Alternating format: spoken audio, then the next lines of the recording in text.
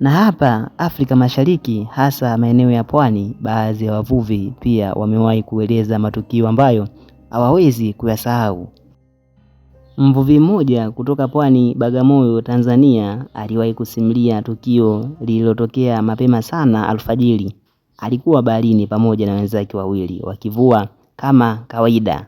Ghafla waliona kitu juu ya maji, kitu kilichofanana na mtu, lakini mkia wake ulikuwa kama wa samaki. Na kabla ya kiumbe hicho kuzama tena ndani ya maji na kutoweka kwa sekunde chache tu, walibaki wakitazamana.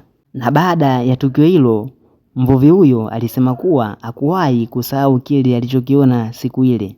Lakini swali linabaki, je, kile walichokiona kilikuwa ni nini hasa? Baada ya kusikia simulizi za awali, bado kuna watu wengi wanaoamini kuwa viumbe hawa wapo kweli, na wengi wao ni wavuvi. Kwa nini wavuvi? Kwa sababu wao ndio wanaotumia muda mwingi baharini kuliko mtu mwingine yoyote. Wakati watu wengine wamelala, wao wanakuwa katikati ya bahari. Wakati mazingira ni kimya kabisa, hakuna kelele za magari, hakuna watu, hakuna mwanga mwingi. Na katika mazingira kama hayo, kuna mambo ambayo wakati mwingine hayaeleweki kirahisi. Kuna simulizi moja kutoka pwani ya Kenya ambalo limekuwa likizungumziwa kwa muda mrefu sana.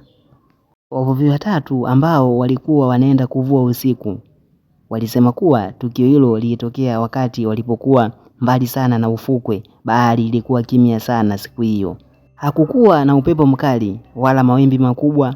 Wakati walipokuwa wanaendelea kuvua, ghafla walisikia sauti ambayo haikufanana na ya samaki wala ya ndege wa bahari.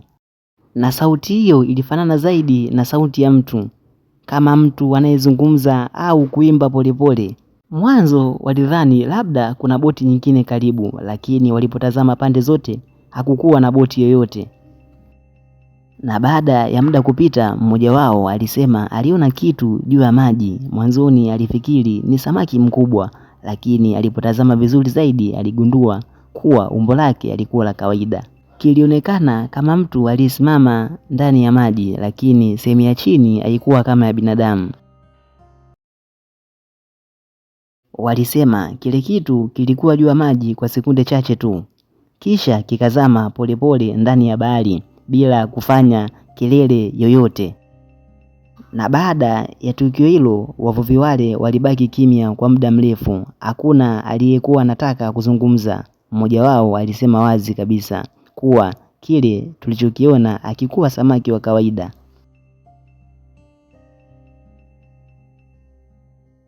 Ni jambo la kushangaza zaidi ni kwamba simulizi kama hizi haipo Kenya tu. Katika nchi nyingine pia kuna wavuvi wanaosimulia matukio yanayofanana sana.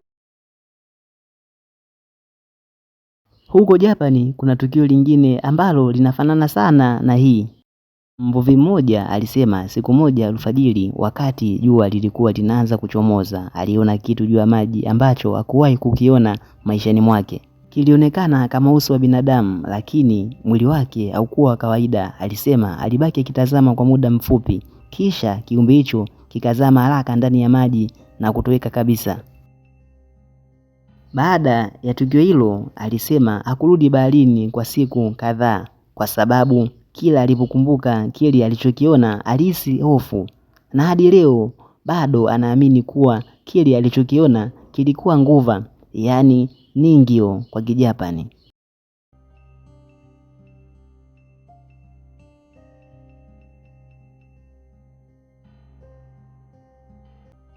Baada ya kusikia simulizi kutoka sehemu nyingine za dunia, pia hapa Tanzania, hasa maeneo ya pwani, kuna simulizi nyingine inayofanana na hizi. Wavuvi wengi wamekuwa wakisimulia matukio ambayo hawawezi kuyasahau, hasa yale yaliyotokea wakati wakiwa peke yao au wachache katikati ya bahari. Inasemekana mvuvi mmoja kutoka pwani ya Bagamoyo aliwahi kupata tukio ambalo likapelekea kubadilisha kabisa mtazamo wake kuhusu bahari. Siku hiyo alikuwa ameenda kuvua mapema sana alfajiri. Bahari ilikuwa tulivu, hakukuwa na upepo mkali wala mawimbi makubwa. Alikuwa peke yake ndani ya mtumbwi wake mdogo, akiendelea kuvua kama kawaida. Ghafla alihisi kama kuna kitu kinagonga mtumbi wake chini ya maji. Mwanzoni alifikiri labda ni samaki mkubwa, lakini baada ya muda mfupi tukio hilo lilijirudia tena na tena. Na sasa alianza kuwa na wasiwasi. Alipotazama chini ya maji, alisema aliona kitu ambacho hakuwahi kukiona kabla, kitu kilichofanana na mkono wa binadamu ukisogea polepole ndani ya maji. Alijaribu kuangalia vizuri zaidi, lakini ghafla kile kitu kilitoweka haraka sana. Dakika chache baadaye aliona mawimbi madogo yaliyotokea pembeni ya mtumbi wake, kana kwamba kuna kitu kilikuwa kinazunguka karibu naye. Alisema moyo wake ulianza kupiga kwa nguvu sana. Hakujua afanye nini. Bila kuchelewa aliamua kuondoka haraka kutoka eneo lile. Na baada ya tukio hilo alisema wazi kabisa kuwa kile alichokiona hakikuwa samaki wa kawaida.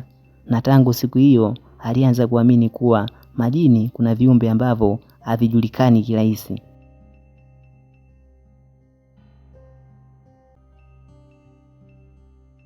Lakini sio wavuvi pekee wanaopata matukio kama haya. Wapo pia watu wa kawaida waliokutana na mambo ya ajabu wakiwa baharini. Katika pwani ya Zanzibar kuna simulizi ya kijana mmoja aliyekuwa ameenda kuogelea pamoja na marafiki zake mchana. Siku hiyo kulikuwa na jua kali na maji yalikuwa safi kiasi kwamba ungeweza kuona ndani ya maji. Alipokuwa anaogelea mbali kidogo na wenzake, alisema alihisi kama kuna kitu kinamgusa mguuni. Mwanzoni alipuuza, lakini baada ya sekunde chache alihisi tena, safari hii kwa nguvu kidogo zaidi. Alipojaribu kutazama chini ya maji, alisema aliona kimvuli kikubwa kikisogea haraka, na kwa muda mfupi sana ulionekana kama mkono wa binadamu ukipita karibu naye. Na hapo ndipo alianza kuogelea kwa kasi kuelekea ufukweni. Alipofika alikuwa amechoka sana na kuweza kurudi tena majini siku hiyo. Na baada ya kuambia wenzake kile alichokiona, wengine hawakuamini, lakini yeye alisema kuwa kile alichokiona kilikuwa ni kitu cha ajabu sana.